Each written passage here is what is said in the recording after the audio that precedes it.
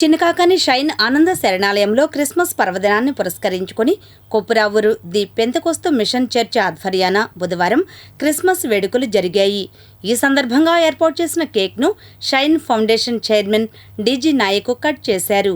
అనంతరం చిన్నారులకు స్వీట్స్ పంపిణీ చేశారు. ఈ కార్యక్రమంలో శరణాలయం నిర్వాహకులు శ్రీమతి సంధ్యారాణి, రాము, దమయంతి, తేజ, సిబ్బంది తదితరులు పాల్గొన్నారు.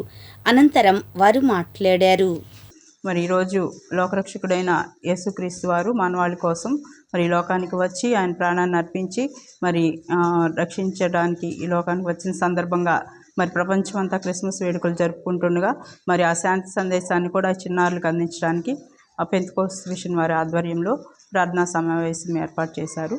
మరి ఈ సందర్భంగా ప్రతి ఒక్కరూ క్రీస్తు బోధనలను అనుసరించి మరి శాంతి సమాధానాలతో తోటివారిని ప్రేమిస్తూ మరి సహోదర భావంతో ఉండటం వల్ల ఈ సమాజం మంచిగా ఉంటుందని చిన్నారులకు తెలియజేయడం జరిగింది.